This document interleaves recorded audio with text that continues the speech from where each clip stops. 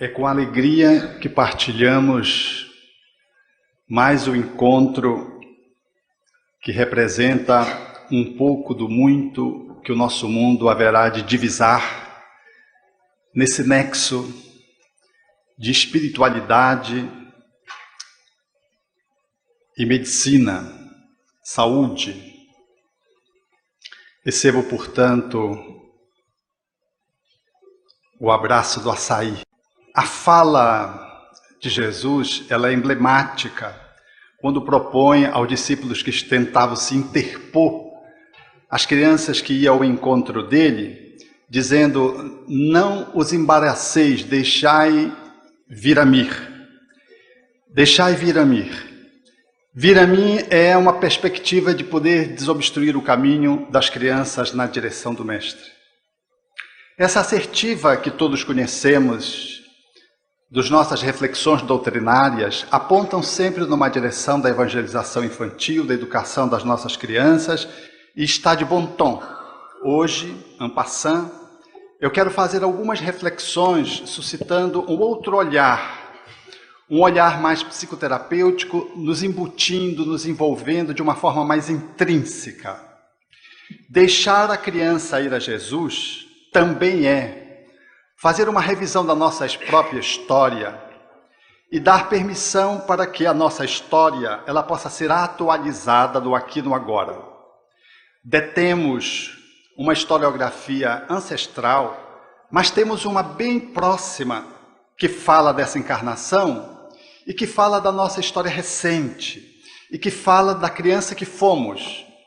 E essa relação, que é uma relação que estamos propondo à guisa de metáfora, ela sugere de que a nossa relação com essa criança interna, interior, ela precisa, sem demora, ser desobstruída, posto que todos aqueles que estamos aqui, em sendo crianças, experimentamos uma relação com aqueles que nos cuidaram, notadamente nossos pais e tutores, por extensão, que favoreceram ou não a sua constituição. O espírito, quando renasce, na formatação do seu ego, ele vive experiências dramaticamente superiores e importantes. Gestacionalmente, que quando lesada, dentro de um olhar acadêmico, pode sugerir as alterações que falam do autismo, que falam da esquizofrenia. De 0 ano a 1 ano e meio, as alterações outras que apontam numa direção dos transtornos graves, do humor, quando lesados. De 1 ano e meio a 3, alterações que falam dos processos narcísicos, dos transtornos de personalidade. E de 3 anos em seguida, até se compor 6 anos mais ou menos, temos os processos neuróticos, a ansiedade, os transtornos de ansiedade, aquilo que nos envolve como que a maioria da população, do ponto de vista quantitativo. Esse é um olhar acadêmico à guisa de síntese. Quando o espírito renasce, sob a visão da ciência espírita, nós somos convidados a formatar um novo ego.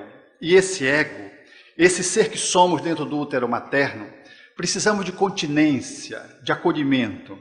Precisamos, tanto quanto possível, de um processo de inclusão incondicional, tanto quanto possível é uma mãe fazê-lo e o seu pai. Quando há um movimento de resistência, seja a gestação, seja aquilo que se segue, trava-se nessa formatação do nosso eu uma esquisitice. Nós estabelecemos um jeito de fazer de modo a agradar nosso pai e nossa mãe.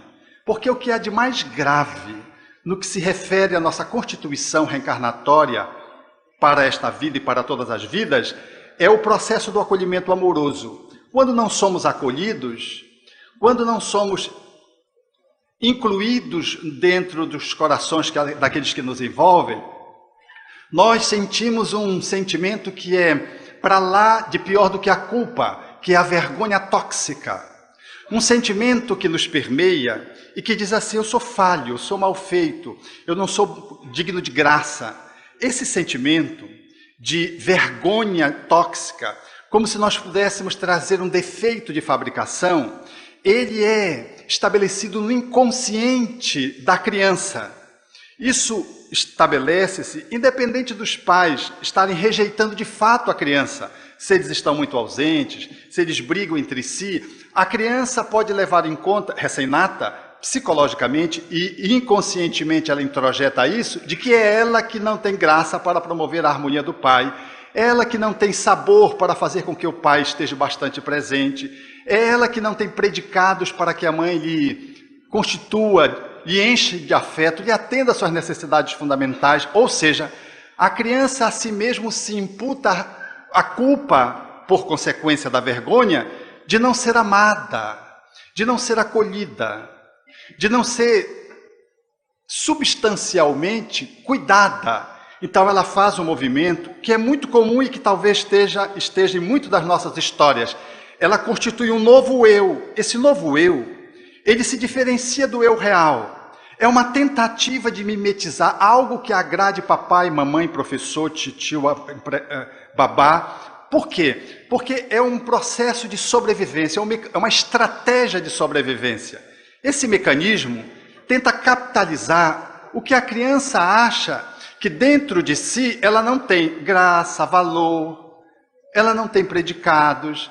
Portanto, é um mecanismo de autocompensação. Essa dinâmica, ela é muito sutil. E aqueles que somos na nossa história, acabamos por vitalizar esse eu artificial em detrimento do eu real. Ou seja, nós criamos uma capa daquilo que somos sem sermos o que somos. E aí, como base, nós vamos sobrevivendo ao longo da infância com essa ideia inconsciente de que nós não temos valor, o que gera baixa autoestima, autodesprezo, que gera o sentimento de inferioridade, e nutrindo com muita energia um outro eu para tentar agradar o máximo possível, assim de se sentir validado enquanto ser. Esse projeto é absolutamente catastrófico, porque quando nós somos amados, não pelo que somos, mas pelo que aparentamos, trava-se um abismo dentro de nós mesmos.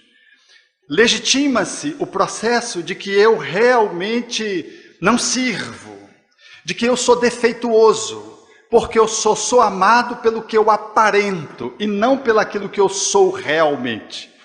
Dessa dinâmica, nós vamos nos desenvolvendo e vamos criando estratégias para sobreviver, modelando um jovem, já complicado, e mais tarde um adulto, que é a gente aqui, tudo meio atrapalhado, mais ou menos atrapalhado, tentando sobreviver.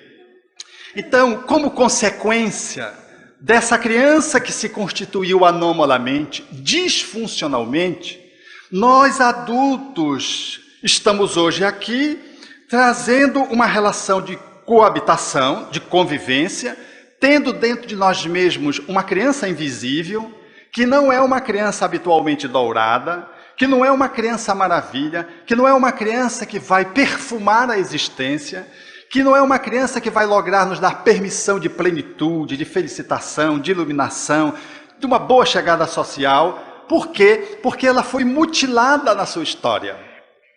Há, portanto, uma doença invisível, subjetiva, que, se não tratada em tempo, ela, mais do que uma disfuncionalidade subjetiva, ela vai caminhar, como propunha William Reich, depois Lowe, ela vai caminhar para o corpo, para as alterações orgânicas, para as couraças musculares, para mais tarde, depois, modelar doenças físicas, naturalmente em sintonia com o que se estabelece no perispírito de outras existências, dos quais nós já trazemos vulnerabilidades, que são atiçadas, que são, por assim dizer, incrementadas. Então surgem patologias, às vezes, que nem têm consonância com a nossa genética, a nossa história genética recente.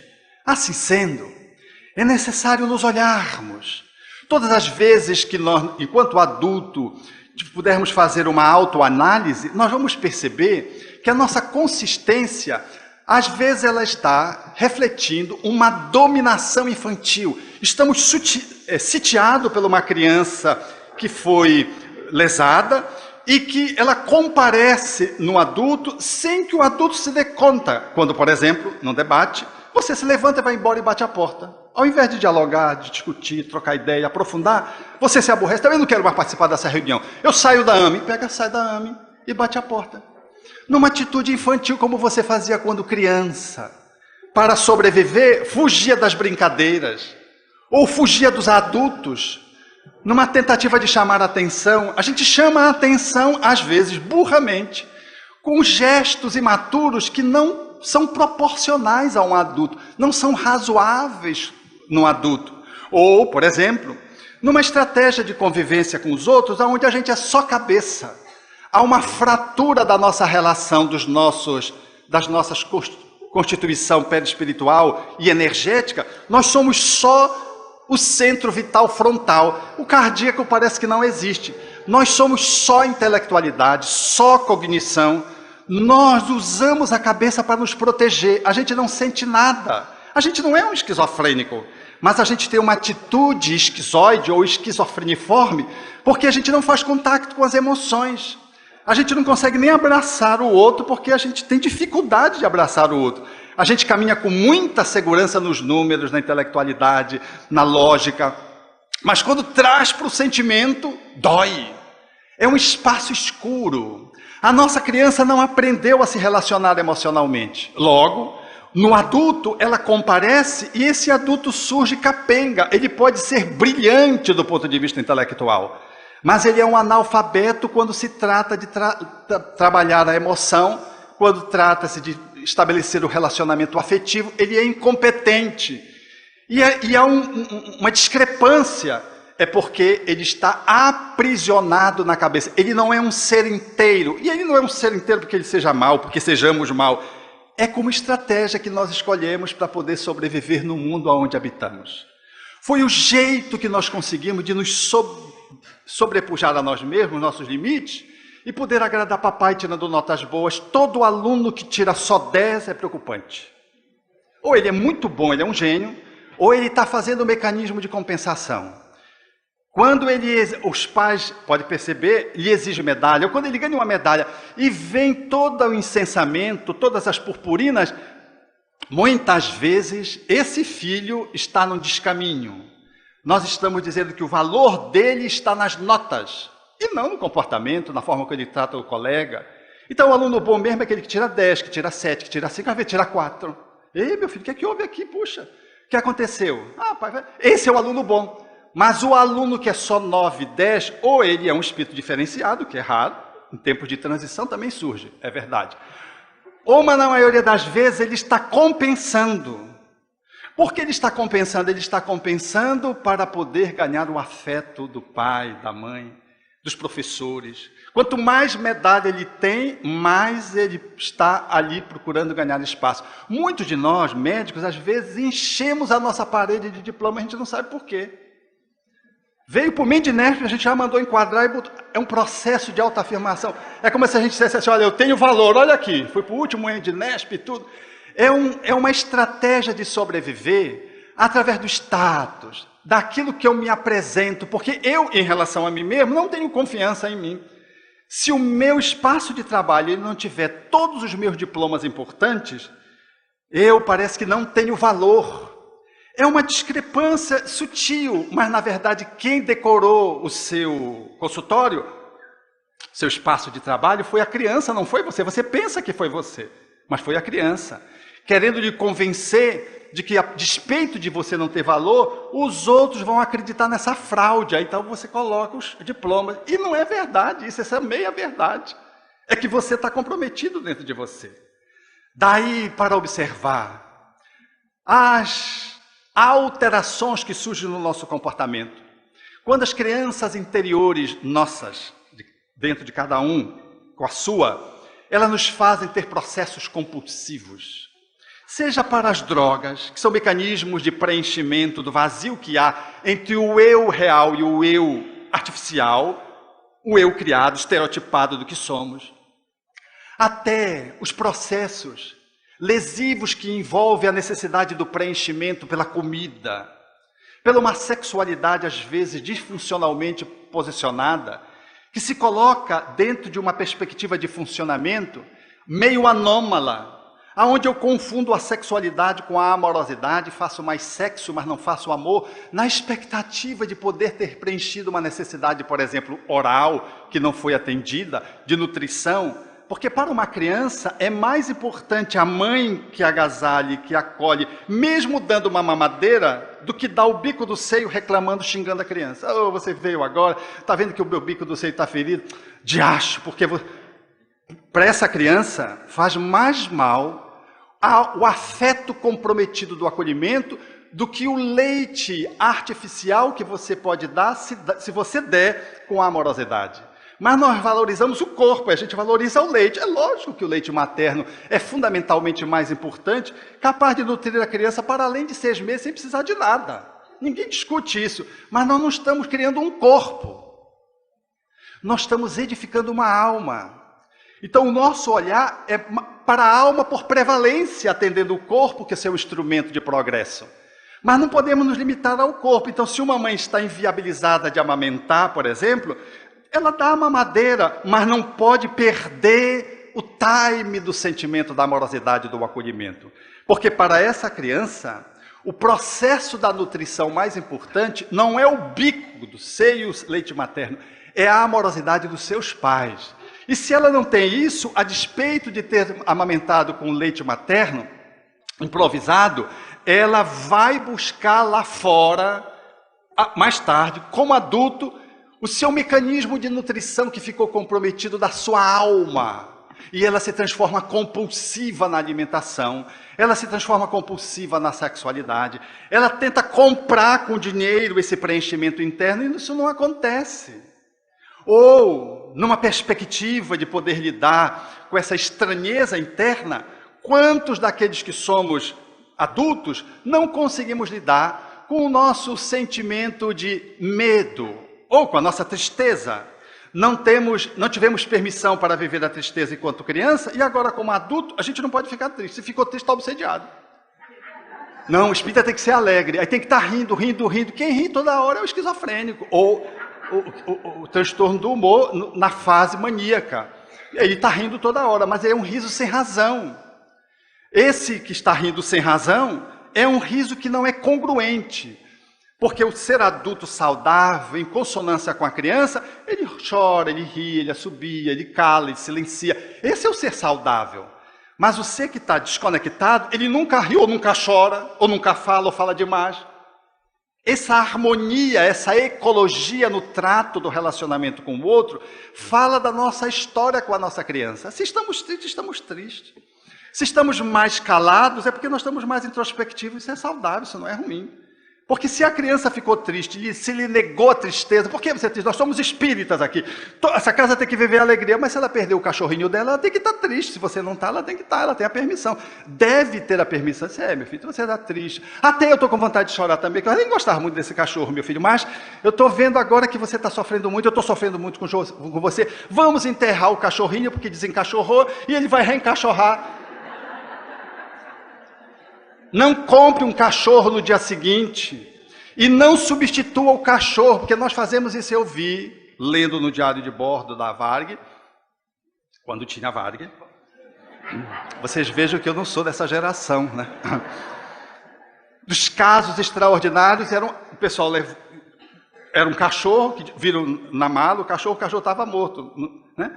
E aí compraram um cachorro igual e foram dar para a dona do cachorro. Aí a dona do cachorro disse: não é meu cachorro.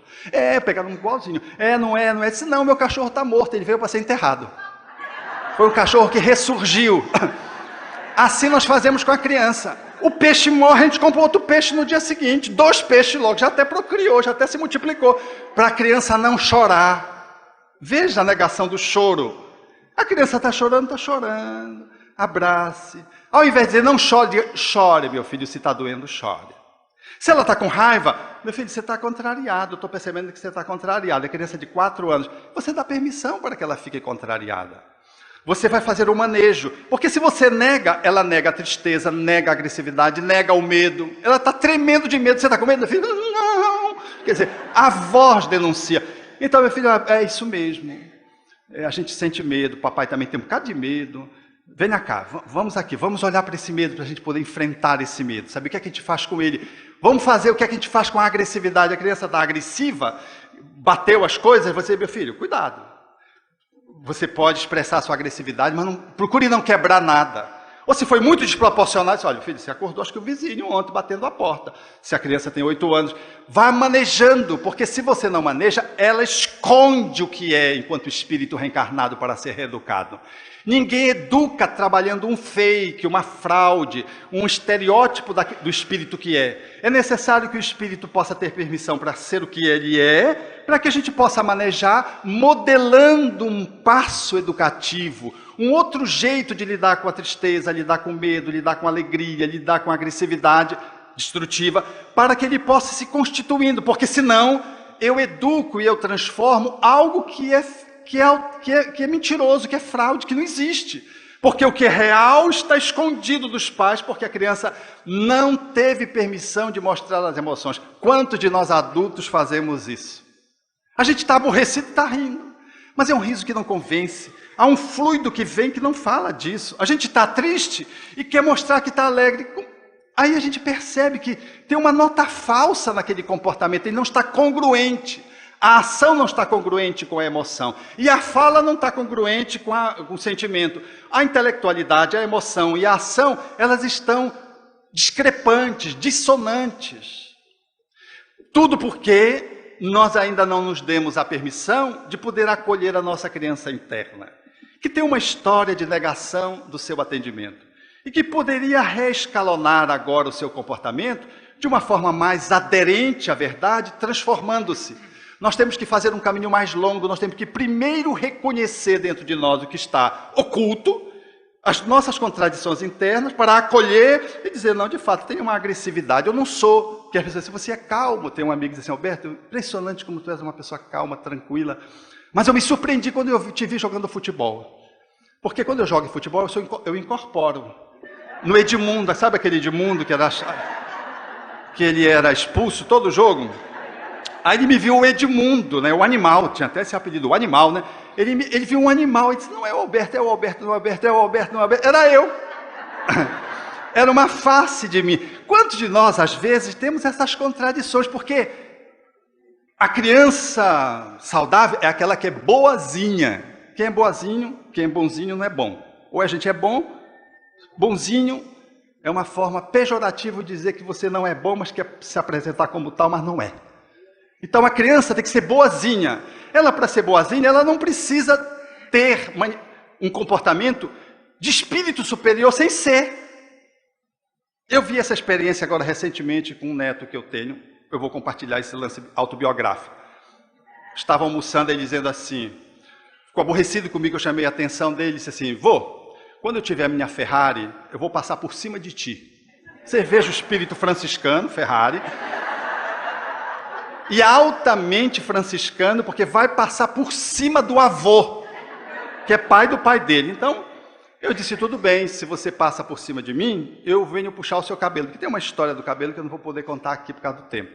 Aí ele pegou e disse, não, você não vai puxar meu cabelo, ele, 7 anos, você não vai puxar meu cabelo, porque a gente é espírito, a tua mão vai passar. Olha o desgraçado. Aí eu disse, tudo bem, mas eu incorporo na tua tia e vou e puxo o teu cabelo. Aí ele achou o máximo, porque toda criança trava relação saudável quando você propõe a ludicidade, que é uma das coisas que nós adultos perdemos e que demonstra o nosso falimento enquanto adultos. Não conseguimos brincar, fazer humor, sorrir, dançar, pular. A gente não pula. Quem se vê uma pessoa pulando? Quando você vê uma pessoa pulando, é a criança dentro dela, a maravilha que está contaminando ela. Mas não, isso não é compostura. Aí tem que rir de um jeito, não sei o quê. Aí, então, é uma alegria contida, porque não se deu permissão à criança de brincar. Porque quando ela estava brincando, disse, olha, está brincando muito, está rindo muito, vai chorar. Ô criança arteira, que é uma crítica à alegria e uma crítica à arte, que se ela é arteira, ela é artista, é um predicado. Mas nós criticamos ao mesmo tempo a alegria e criticamos a arte, quando travamos uma relação com o filho, chamando a atenção de que ela é arteira. Então, o meu neto, pela ludicidade, se levantou, deu uma volta na mesa, veio no meu ouvido e disse, ela faz uma tolice, né, vô? Aí tu incorpora nela e vem puxar meu cabelo. E começou a rir, porque ele achou interessante essa mágica da tolice da tia. Não era eu incorporar, era a tolice da tia. O ato de poder acolher os nossos filhos, netos, educandos, crianças do centro espírita, sobrinhos, seja lá o que seja, e como eles são, dá oportunidade de podermos trabalhar a transformação íntima que Kardec propõe, que nos caracteriza como espíritas verdadeiros. Porque estamos trabalhando no real. Se a criança tem ciúme, às vezes faz parte daquela fase egóica, do egoísmo infantil, é normal. A gente vai trabalhando, ensinando ela a dividir. A gente não diz, não tenha ciúme, porque isso não resolve, não dizer assim, não tenha ciúme. A gente está até dizendo para ela ter, porque a gente diz não. Essa linguagem ela já é comprometida do ponto de vista da programação neurolinguística. A gente deve, ao invés, acolher e dizer, meu filho, eu estou percebendo que você parece que é só você no quarto, parece que seu irmão não mora no quarto junto com você, né? Mas olha, tem você, tem o seu irmão, eu estou trabalhando o egoísmo.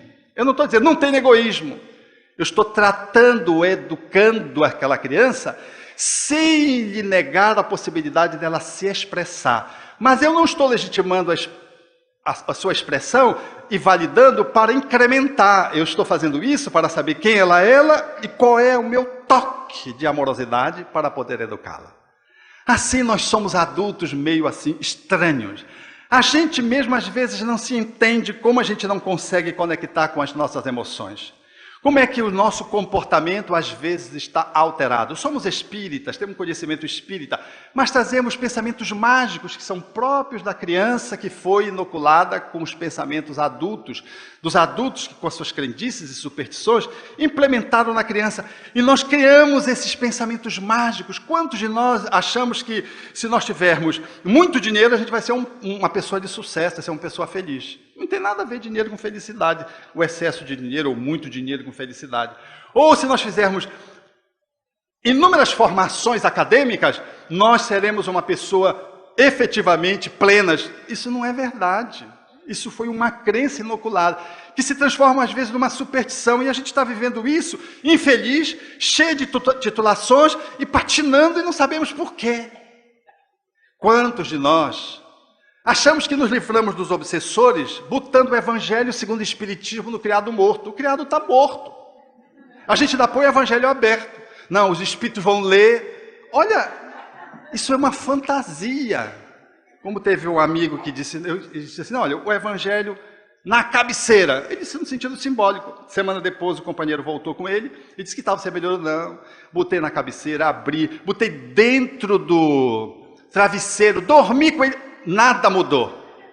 É a crença que às vezes vem dissonante, alterada, mágica, numa solução mágica. Como nós queremos uma solução para o nosso país agora? Todo mundo está esperando uma solução mágica.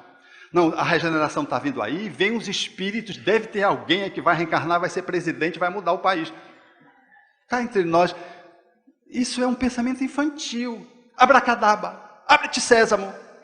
Essas crenças, às vezes elas ficaram inoculadas em nós, e nós somos um adulto da academia, mas infantis enquanto comportamentos de maturidade, quando se trata de algumas questões, porque a nossa apresentação para lidar com o processo desobsessivo é mágica, a transformação do planeta é mágica, o emagrecimento que você quer fazer é mágico, o tratamento da sua doença é mágico. Você é espírita, mas quando você vê, você está incluindo práticas que não tem nada a ver com o espiritismo, que faz parte da trajetória do pensamento mágico da criança.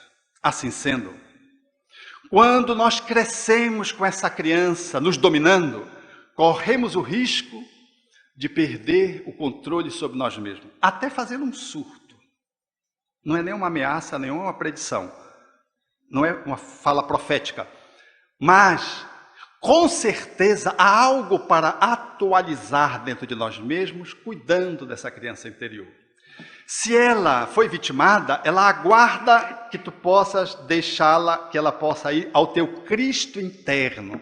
E a Jesus, que a doutrina espírita se nos apresenta, ou ir ao Cristo interno que somos na nossa essência profunda. Porque não somos um corpo e não somos um ego, somos espírito. E Allan Kardec propõe que espírito, conforme ele pergunta aos espíritos superiores, no livro dos espíritos, de que espíritos são claridade, clarão, centelha etérea, falando da nossa natureza luminosa e do nosso caminho luminoso de aperfeiçoamento, de planificação inevitável nos processos reencarnatórios, mas maximizados quando o nosso livre-arbítrio se coloca de uma forma firme. E todos podemos fazer isso, porque não somos espíritos superiores, capazes de poder enfrentar as dificuldades e superá-las todas. Todos vocês têm dificuldades na sua história familiar, todos vocês tiveram desafios com seus pais. E isso não significa dizer que você está perdido, não. Significa dizer que você está sendo chamado a atualizar. Porque mesmo nas situações mais dramáticas, nós podemos reverter essa história. Para encerrar, eu quero falar dessa criança maravilha que se nos habita, que às vezes vem, e se o espírito tem potencial, ela é capaz de fazer a superação de dores e é capaz de celebrar o processo da grandiosidade, da gratificação como espírito adulto, caminhando como um espírito no seu processo de aperfeiçoamento na sua encarnação, fazendo o seu melhor aproveitamento de cada dia. Na crônica estabelecida agora em maio, a narrativa de um encontro de um grão-rabino, que veio ao encontro de João Paulo II, à época, para uma entrevista. João Paulo II estava já com Parkinson, as audiências eram mais ligeiras, e foi aconselhado que ele fosse muito breve. João Paulo não sabia de quem se tratava, era um rabino. O rabino chegou e disse assim: Eminência, eu quero lhe narrar um fato. Nasceu uma criança em 1937, na Polônia, e seu pai, quando surgiu a Segunda Guerra Mundial, foi tomada pelas forças nazistas. A mãe, temendo que isso acontecesse com ela e com a criança, entregou a criança a uma mãe católica e pediu que ela cuidasse dele, mas que desse a educação judaica. E de fato isso se estabeleceu. A mãe católica acolheu, a mãe foi tomada também pelas forças nazistas e a criança ficou. E quando a guerra acabou, ela lembrou de que precisava batizar a criança. E quando ela foi batizar, lembrou também da promessa feita à mãe, de que não só criaria, mas educaria no judaísmo. E perguntou a um pároco o que é que ela fazia. Se ela batizava ou se ela encaminhava para o judaísmo. E o pároco disse: siga a sua promessa com relação à mãe. E ela então, com 8 anos, levou a criança para a Palestina da época, para o Estado de Israel, para que ela pudesse ser educada dentro da cultura judaica. Imagine quanta dor para essa criança. Perdeu 4 pais. Então, ele fez uma pausa e disse: sabe quem era esse pároco? O Papa disse: não. Era Sua Santidade, o Papa. João Paulo ficou emocionado. Quem tem Parkinson treme, passou a tremer mais. E ficou assustado. E disse: e você tem notícia dessa criança? E o grão-rabino disse: essa criança sou eu. Eles então se levantaram, se abraçaram e celebraram o encontro de que quando a gente deixa a criança ir a Jesus, o reino dos céus é semelhante àqueles que se assemelham aos atributos, às virtudes que uma criança simboliza.